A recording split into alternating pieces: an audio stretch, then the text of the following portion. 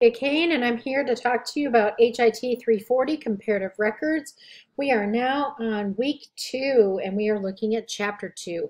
This is all about hospital-based care, acute, ambulatory, and managed care. So let's dive in. All right.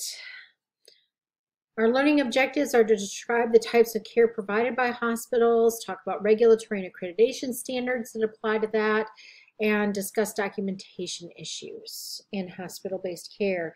This matches up to course objective 8.1 in your syllabus, as well as unit objectives or learning objectives 9.1.1 through 9.1.15. We'll be describing reimbursement methods, identifying coding and classification systems, and describing data sets that are all utilized in hospital-based care, as well as setting factors in avoiding legal risk, defining roles of the health information management professional as well. Lots to do here. All right, so healthcare institutions have an organized professional staff, an organized medical staff, an inpatient facility that provides medical nursing and related services. They have to have at least 6 inpatient beds, that's the minimum, and provide 24-hour care per admission. Inpatient is also called acute care or short-term acute care. Long-term acute care is not what we're talking about here. So if you see long-term acute care, that's not what we're going to be thinking about and talking about. It's only acute care or short-term acute care. Inpatient is characterized with healthcare services, room, board, continuous nursing care, and physician orders are needed for admission. On the outpatient side of hospitals, ambulatory care, they have hospital-based clinics or departments, emergency care, and observation services. And observation services, typically they want you for under 24 hours. Partial hospitalization programs, you often see this with substance abuse, behavioral health programs. They're intensive treatment programs, and they're not present at the hospital in the entire 24 hours a day. A partial hospitalization program, a patient may be there 6 or 8 hours of the day, but they stay at home. They're not residential.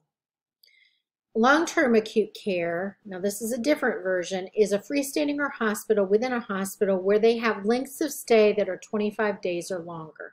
So lengths of stay that are less than 25 days are going to be that short-term acute care. Examples of hospital inpatient settings. You have inpatient units such as cardiology, maternity, urology, medicine, or intensive care. Examples of hospital outpatient settings, you have outpatient clinics, the emergency department, observation services, and ambulatory surgery. Again, the long-term acute care hospital, you have those stays that are 25 days or longer, and they really focus on comprehensive rehabilitation, respiratory therapy, head trauma treatment for those traumatic brain injury situations, as well as pain management. Patients who end up in a long-term acute care hospital, they may need significant treatment, significant inpatient treatment, but it's just that their stay is going to be quite a long time.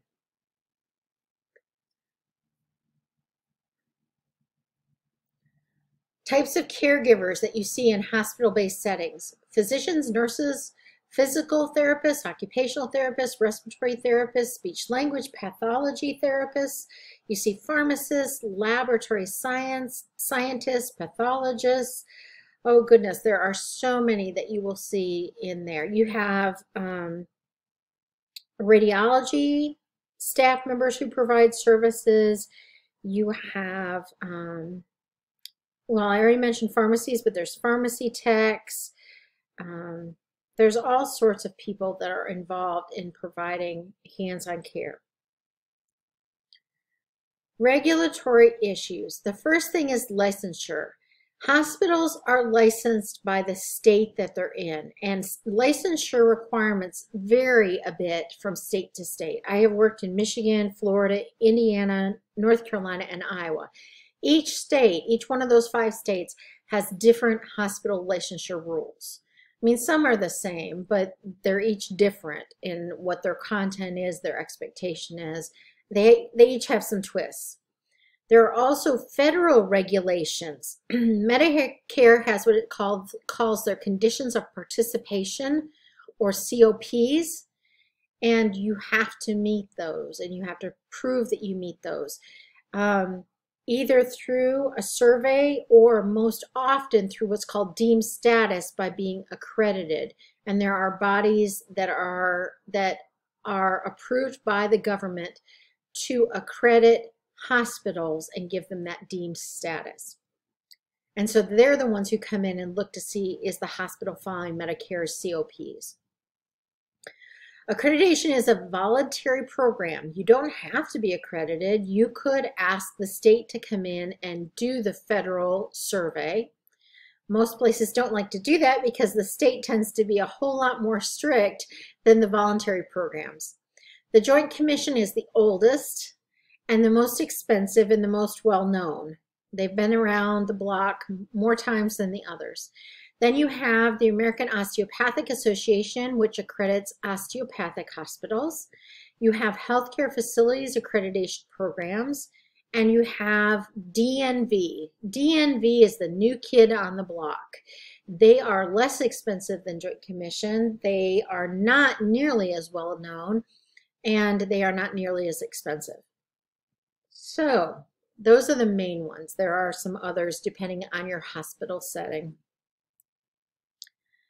Good documentation, and I would cross out important and say crucial, absolutely bottom line must have to meet accrediting and regulatory guidelines, provide high quality care, demonstrate appropriateness of payments, and avoid fraud, abuse, and that sort of thing.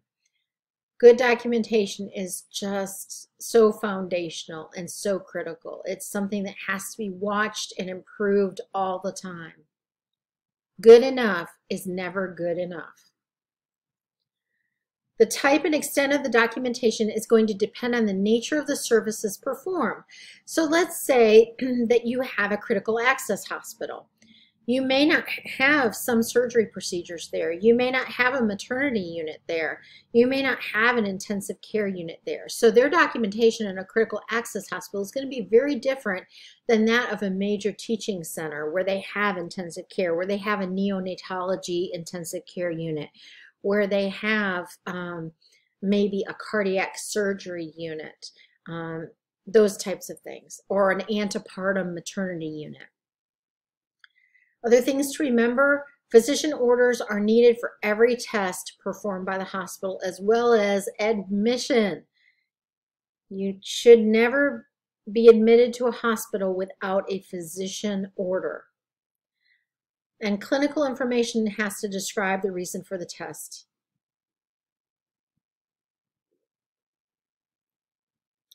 Standards that affect health information services are found in various sections.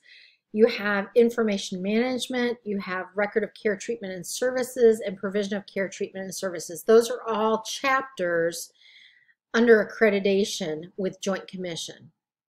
So if you happen to shell out the couple $100 to get yourself a Joint Commission manual for hospitals, acute care facilities, those 3 chapters are going to be the primary ones that you're looking at if you're responsible for HIM or HIT services. So let's look at those information management standards. What do they include? And I'll let you read through all of these. There shouldn't be any surprises here. And I would encourage you to go back and read your book. Make sure you're reading the chapter and getting a lot of the details from that. And if you have questions, go out and Google Joint Commission and see if you can pull up some more information about Joint Commission and these types of standards. In terms of physician reimbursement and documentation, you've probably talked about this in several classes. And if you're also in HIT 292 healthcare reimbursement, we will touch on this as well. The level of service billed by the physician needs to be determined by the documentation in the record. So your billing has to be based on documentation. If you have poor documentation, you are not going to be able to bill for the correct level of service that the patient may actually have received. Or at least you should not, because then you're skating on the edge of fraud. Resident services not billed to Medicare. Yes. If you are in a facility that has residents, their services are not billed to Medicare. That comes through something called indirect medical education allowances. And that is through the residency program. The hospital applies and they prove that they have a residency program and what services the residents provide, and they're paid for that. They never bill those. Now, residents have to be supervised by a licensed physician in many cases, and that licensed physician can bill for their services overseeing residents, but a lot of that, again, that's all clear. Hospital Charge Master, or the CDM, that's a data table that contains codes for hospital services with corresponding charges for those services.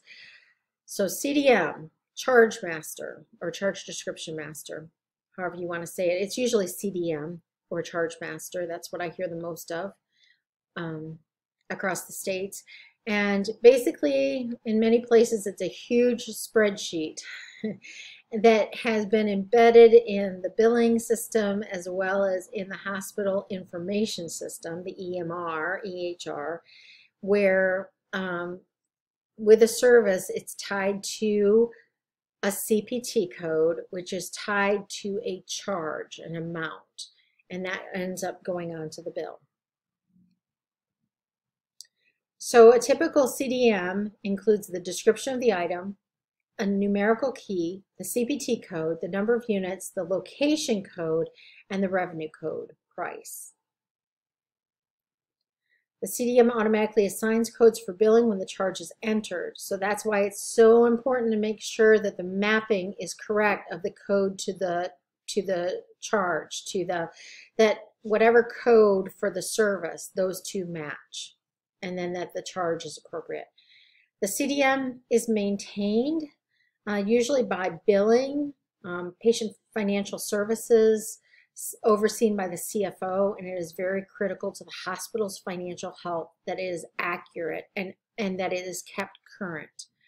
It can be used for contract negotiations and negotiating reimbursement of hospital services. So it is critical not only for the hospital for its billing purposes, but also for contract negotiations. So how are hospitals reimbursed? Medicare is usually the biggest payer right now. And they have what's called a MAC, a Medicare Administrative Contractor, who has replaced the Part A Fiscal Intermediary, or FI, and Part B, the Medicare carrier. So the MACs are the ones that handle hospital reimbursement. And it's important that you know for your state who is your MAC and where are they located.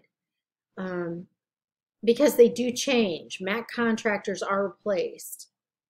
And so you need to know who you're going to be dealing with. In terms of hospital reimbursement, there is an inpatient prospective payment system and an outpatient prospective payment system. You need to know that.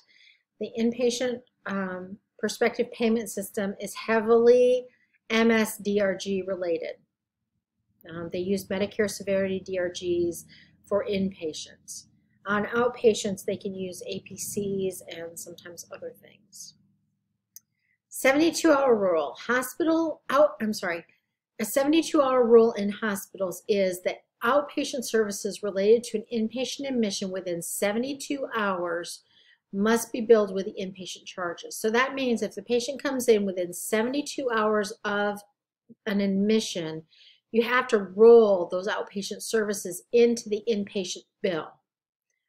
So, and that's whether it's related or not. So you could have somebody who's in a car accident and they're okay. They come into the ED, they get checked out, they go home, and they come back 2 days later and are admitted for an elective knee replacement. those services end up being bundled together. And hospitals need to try really hard not to do that, because your DRG payment is for a set amount based on that inpatient admission. So let's use that example of somebody who comes in for a knee replacement that was planned, an elective knee replacement. Their DRG payment is really based on that, not on that ED visit. And if that ED visit, let's say they did several x-rays and whatnot, it could be a couple $1,000s. Well, that's not what the reimbursement the hospital is going to be receiving. So it's really important for those who are involved with elective procedures in hospitals to do some searches before the patient comes in to make sure they haven't been seen for something else and it gets rolled together. But you often see where they are rolled together for pre-op surgical charges. So they come in 2 days before their procedure, those charges for x-ray lab, in the pre-op department, maybe they meet with the anesthesiologist, what have you, that's all rolled in. If you don't bundle them together and you bill, that is called fraud, because that is unbundling, and unbundling is bad, just so you know. Appropriateness of outpatient services reviewed by the OIG. Oh, goody goody. Outpatient services are billed under IPPS sometimes, and they are reviewed, especially if there's a concern about unbundling. There's also reviews done by the OIG for acute care services that have a length of stay of less than 2 days. This is called the 2 midnight policy.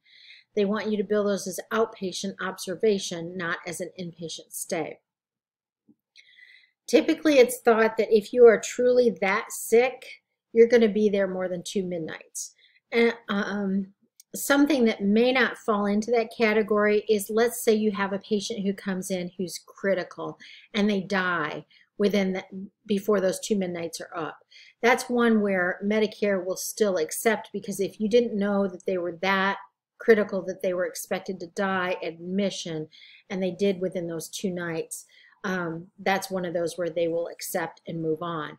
But typically, if you're admitting a patient for a urinary tract infection that is typically discharged in less than 2 midnights, they want that to be an observation, not an inpatient stay, and they'll review those. And again, the intent is to save Medicare money. Medicare's population, or the CMS MSDRGs, they really focus on the Medicare population, but they are also utilized by other payers.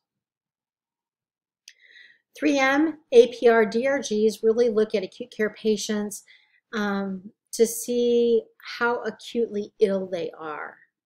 And that is often used for that type of a grouper system is used for Medicaid inpatient stays. They're looking at the severity of illness, the risk of mortality.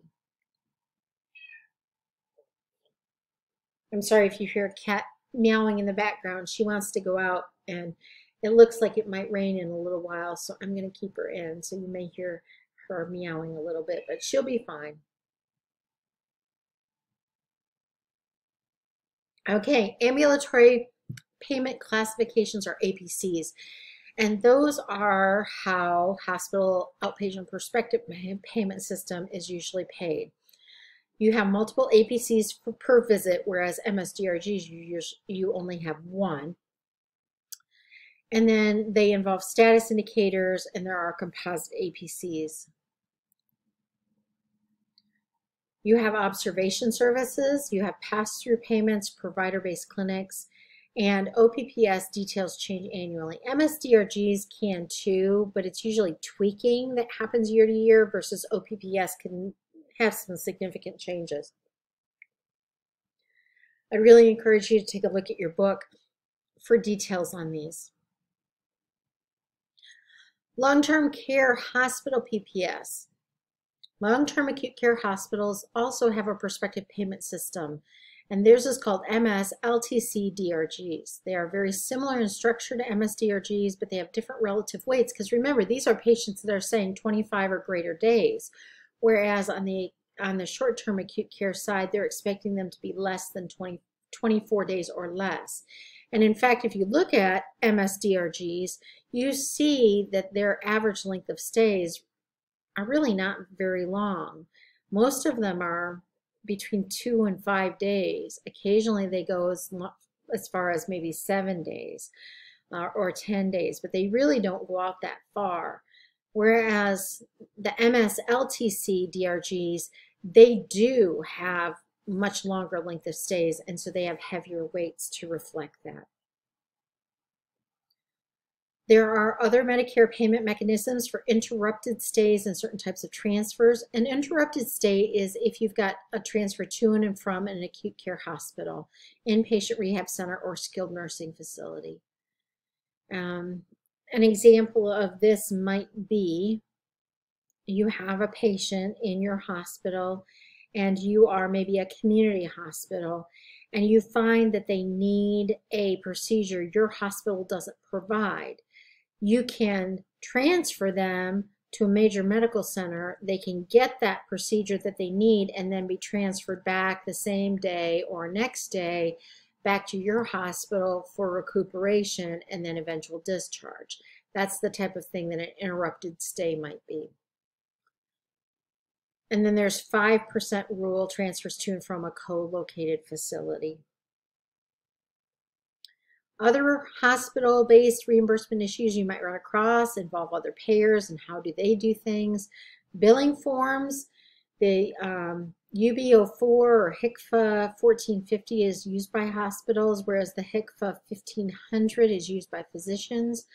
But now electronic claim submission is the norm. Almost everybody uses electronic claim submission. There are very, very few paper claims submitted. And so although we will probably cover some of that in HIT 292 as well as here a little bit, it's really going to all be electronic. And you'll get that in HIT 352. So we all work together, don't we? Health insurance reform. There were modifications to the HIPAA electronic transmission standards final rule to accommodate ICD-10 codes. Remember, HIPAA started in '96 and ICD-10 didn't start until October 1st of 2015. So let's talk coding and classification. I think we all know what ICD is. It's diagnosis coding for inpatients and outpatients. Everybody uses ICD-10 CM for diagnosis coding. ICD-10 PCS is procedure coding for inpatients only. Then you have HCPCS, which includes your CPT-4 codes and your HCPCS Level 2 codes. Those are all used for hospital outpatient coding. Then you have revenue codes and you have coding edits. You have MCE edits, OCE edits, NCCI edits, and oh joy, I'm sure there are more. Data and information flow. Well, it starts with registration typically or pre-registration. Most hospitals today have pre-registration where they go in and they get things registered before it's ever time for the patient to present. And then at registration, that's really more of a verification type of a situation. There is the Master Patient Index, which gathers up all that information, identifies individual patients. If they're a part of a healthcare system, they may have a specific facility patient medical record number, and then they also have a corporate number that crosses the whole entire organization. There are documentation of assessments, diagnostic procedures, treatments. Everything has to be added to the record as it is completed. And the record must be readily available when the patient presents for care in any location of the hospital.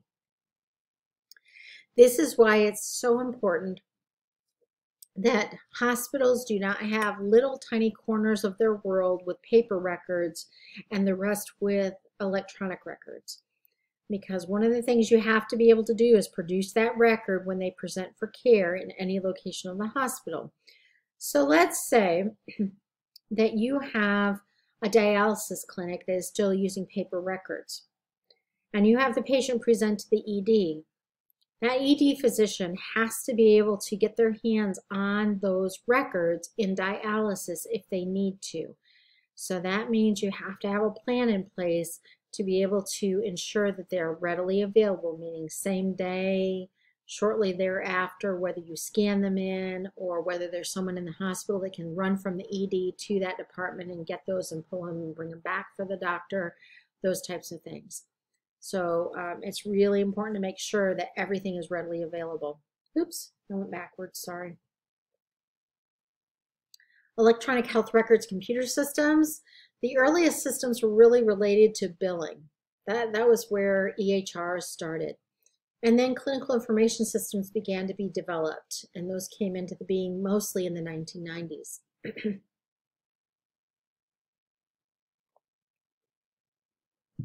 And I would argue that the clinical information systems were very, very archaic until about the mid-90s, if you want the truth of it.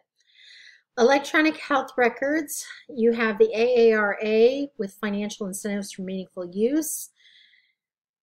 Meaningful use was a big deal, I would say, from about 2009 to about 2018.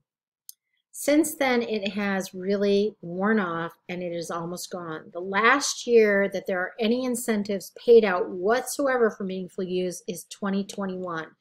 And most places have already stopped paying because there was a limit that you got paid for 5 years or 6 years or 7 years in a row. And so if you started getting paid in 2010, you were finished by 2015, 2016, or 2017.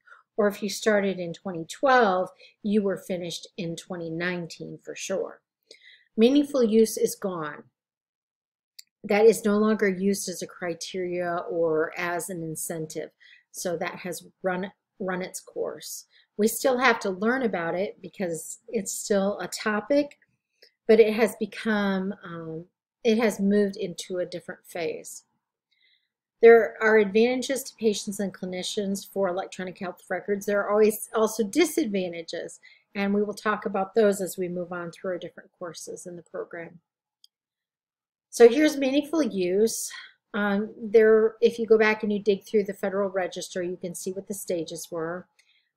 This gives you stage 1 example of what they were looking for: computerized physician order entry, problem list, medication allergy lists, demographics, electronic submission of claims. And then there were data sets. They wanted to get standard data sets, so they had UHDDS, UACDS, data elements for emergency departments called DEEDs, and then the HIPAA designated standards maintenance organizations.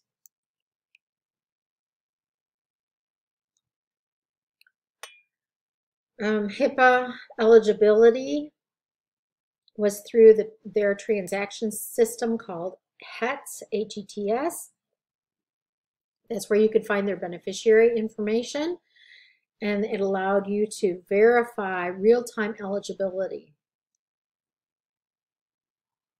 Another part of all of this was making sure accredited hospitals had hospital-wide performance improvement programs, that it wasn't just a department here or there, but there was really a coordinated hospital-wide effort to improve performance. And DNV introduced ISO 9001 quality management system requirements with their accreditation. ISO 9001 has been used in industry for a long time, but this was the first time it was implemented in hospitals.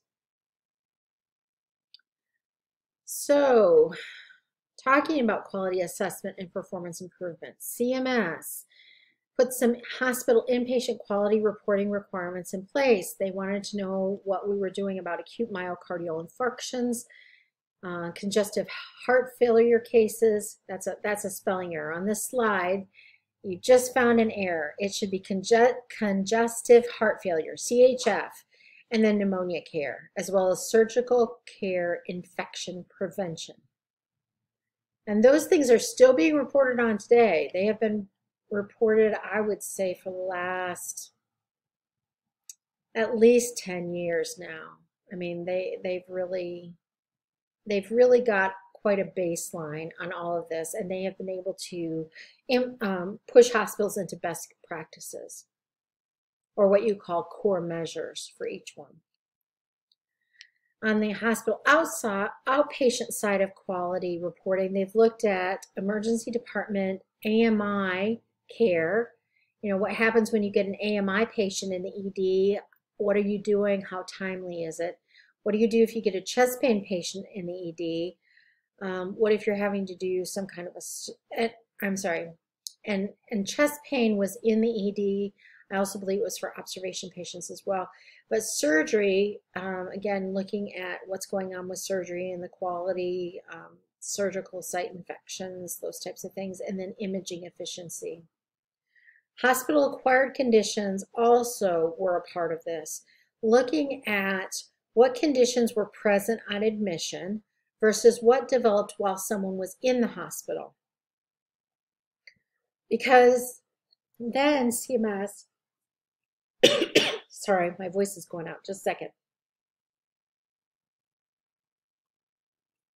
Sorry about that.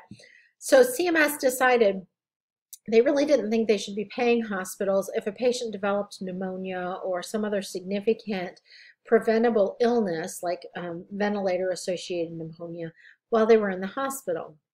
And so what they did was they put into place a requirement that for every diagnosis that was reported for an hospital inpatient, you have to talk about whether or not it was present on admission. And so that became, the POA indicator became a big deal, because certain diagnoses, if they didn't have the POA indicator of Y for on admission, they were not paid. If they were an N or sometimes a W or one of the other happy letters. Utilization management, that became big as well. There'd always been some utilization management, but that looking at resources, appropriateness of care, efficiency, cost effectiveness, how were resources being utilized, were best practices in place, is there consistency among providers or surgeons and those types of things? That all came into being and ramped up. And it became used as incentives. So I'm not going to go into a whole lot with that, but I'm sure we'll cover it in other places as well. But utilization management, UM, in hospitals is huge. And UM is a little bit different than case management. Case management is you're really looking at an individual patient and when they're coming in, when do you think they're going to be discharged, what kind of documentation is being done, how do you report to the insurance company and make sure that they are approved for all the days of the patient's stay, how do you coordinate with the patient and their family for the next level of care, for the continuum of care, are they going to need some social work assistance? Is their living situation safe? Do they need durable medical equipment? Will they need home health care? All of that. That's really case management. Utilization came in how are we treating all of our pneumonia patients? How are we treating all of our heart failure patients? That type of thing. And what are we spending on joints? If we've got hip replacements and they're wildly different in price, but the outcomes are the same, why are we using more expensive joints if the outcome is no different than lesser expensive joints? So that's all more utilization review. Risk management and legal issues. For hospitals, there's something called potentially compensable events. Those are something that hospitals want to avoid at all costs because they may result in litigations or payments to an injured party.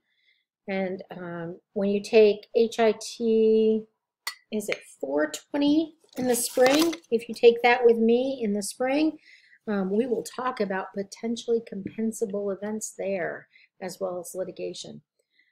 There are occurrence and incident reporting systems that are required of hospitals.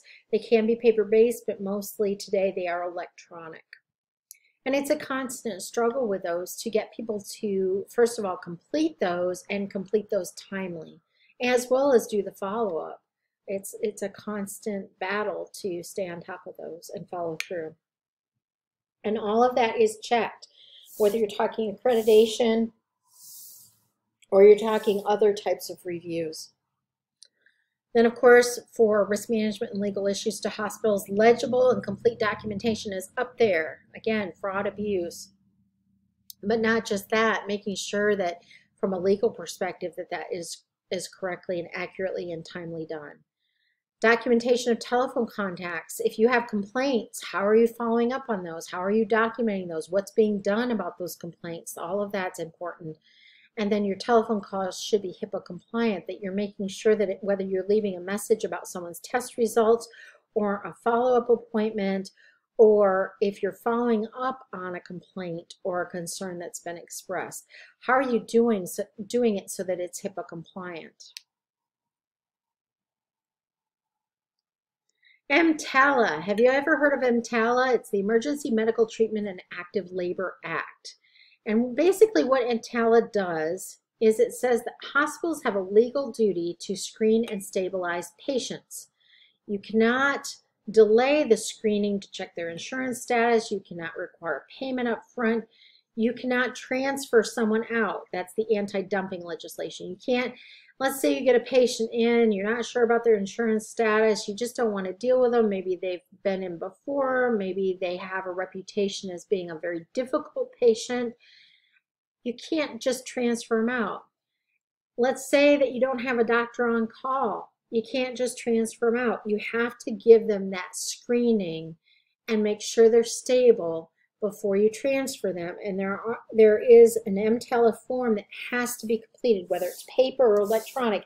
You have to complete it, and it has very specific questions on it that have to be answered, and it has to be signed by a physician validating that. And again, if you have a woman in labor and you don't have an obstetrician at your hospital or a maternity unit, you need to make sure she's stable before you send her on. If she's too far along in labor, guess what? Your ED physician is going to be delivering her because she isn't stable enough for transfer. And there are a lot of issues with hospitals and EMTALA violations. I think we cover that also in HIT 420, which is legal affairs. We talk about EMTALA, give you some examples, and have you actually tell us, do you think that's an EMTALA violation or not? So we will come back to this in other places. But EMTALA is very big. It's challenging to physicians, it's challenging to hospitals, and it can be difficult for patients. So what is the role of the health information management professional or HIT professional in a hospital setting? Well, there are all sorts of health information department roles and services to play. There are HIM people who are compliance officers who are involved with revenue cycle and other roles within the organization. Risk management, they can be over utilization management and case management, they can be over quality. They can be over IT. There are very few roles that HIM people can't play. And I know traditionally the attitude it has been in hospitals that you can't ever have a nurse reporting to an HIM professional. But the truth of the matter is it's not so much what your title is, it's what your role is. And I have had nurses that have reported to me as an HIM professional. And it works out just fine. Trends, hospital trends, increasing the complexity of service, increasing the numbers of hospitalists, physicians who only take care of hospitalized patients. They don't have an outpatient practice. And there is an increase in long-term acute care, beds and services. There is a decrease in short-term acute care beds and services as more and more procedures become outpatient in nature. The quality, there is an increased linkage between quality and reimbursement. There continues to be growth in electronic health records and how that works out. And then, of course, there's an increase in auditing initiatives. Everybody's auditing hospitals. And that's not going to stop. That's not going to change. It's not going to decrease. There are too many opportunities to identify ways to take back money from hospitals for auditing to ever quit. The other piece is it's important that hospitals be audited for quality, to make sure that they really are providing quality services to their patients and those who utilize their services and families and whatnot. It's an accountability issue, and we all need to be held accountable, including hospitals, and especially hospitals in many cases. So summary, hospitals have a broad range of services and many types of caregivers. They are under licensure and accreditation rules. Licensure rules vary a bit from state to state. Accreditation depends on the agency that you choose to help you achieve your deemed status. There are lots of documentation issues, lots of reimbursement issues, coding and classification. There are a lot of moving parts with those and how they have moved from paper to electronic, and they continue to evolve and become more specific and more complex. You have data and information flowing all over the place. How do you make sure it's HIPAA compliant? And also how it's available to caregivers when and where they need it to be able to give patients optimal care. Data sets. The HIPAA brought along the standardization of data sets, which was greatly needed, but that continues to evolve as well. You have quality assessment improvement, which is not going away, and it needs to stay. It needs to continue. There are lots of opportunities in every hospital for improvement. Utilization management to increase that efficiency, decrease the waste, and the inconsistencies that can result in poor patient care. Risk management, managing your risks, proactively trying to eliminate the risks that you can or manage those so that they are minimal, as well as deal with the ones that do end up coming to fruition, and working together to protect the organization, but also to protect patients. Then the role of health information professionals continues to evolve and change as healthcare, specifically hospitals, change. The traditional role of an HIM director has just totally exploded and imploded over the last few years, and I think we're going to continue to see a lot more changes there. And then we have lots of trends that are coming along, and would really encourage you to go out and take a look at some of those trends, and you will through other classes and other assignments. So some web activities that you could take a look at are here. And that is it for Chapter 2 in HIT 340 Comparative Records. I hope you're doing well. I hope you have a great week, and I'll talk to you again soon. Bye.